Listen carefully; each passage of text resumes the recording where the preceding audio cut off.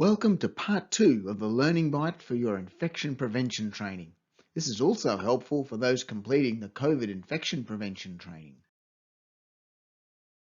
In part 1, we covered personal hygiene habits and practices to help prevent infection spread in the workplace. In this part 2, we will look at identifying high-touch surfaces, disinfecting methods, safely handling waste at work, and reporting cases or symptoms of possible infections. One important way we help to control the spread of infections like COVID is using good cleaning and disinfecting practices. To do this properly, we also need to identify high-touch surfaces. What are high-touch surfaces? These are surfaces people often touch or make contact with. High-touch surfaces can be found in work areas such as offices, process lines, areas where we interact with customers or visitors, equipment, tools or machinery we share with others, or vehicles we drive or share with other passengers. And then, of course, common facility areas like lunchrooms, toilets, or break areas. Part of the skills you will need to demonstrate for this course includes identifying the high-touch areas where you work. Let's look closer at some examples of high-touch surfaces. In toilets, these can include door handles or push plates, push buttons on toilets, taps, paper dispensers, and handrails. In a car, high touch points could be gear knobs, the steering wheel and indicator switches, or other controls like the window and door lock, or air conditioning. And remember, don't share your drink bottle. What about in kitchens? High-touch areas can include benches, dining tables, microwave and fridge handles or control buttons, cupboard door handles, and generally places where people may rest or lean on a surface with their hands. Check carefully what is in a room and look for the surfaces people will likely touch. How often do we need to clean or disinfect these high-touch surfaces? This will depend on your workplace COVID safety plan.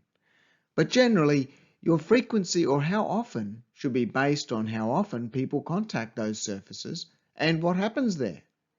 Remember too that cleaning and disinfecting are two separate tasks.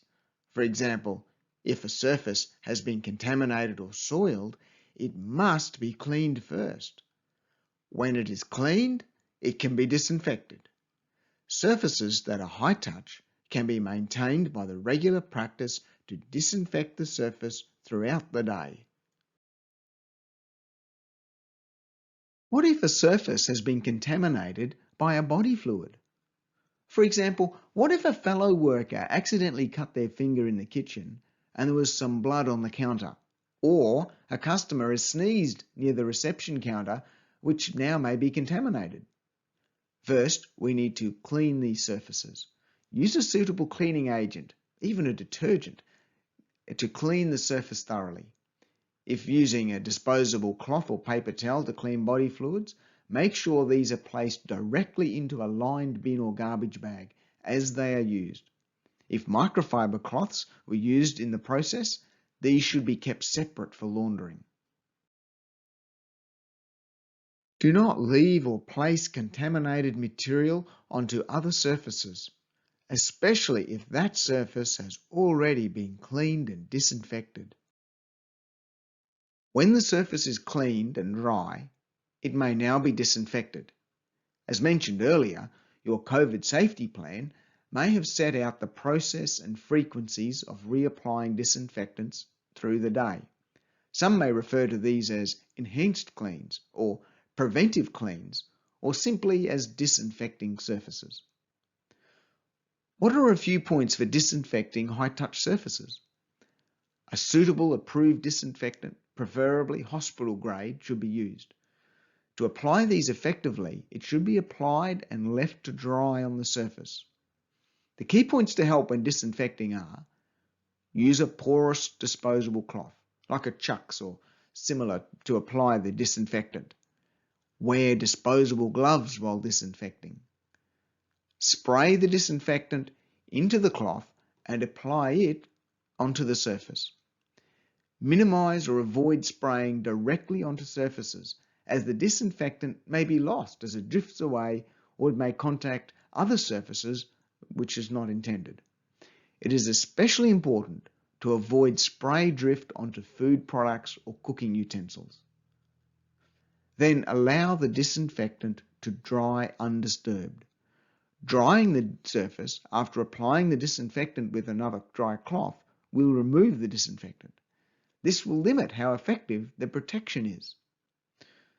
It is important to understand that disinfectants need time to bond with the surface.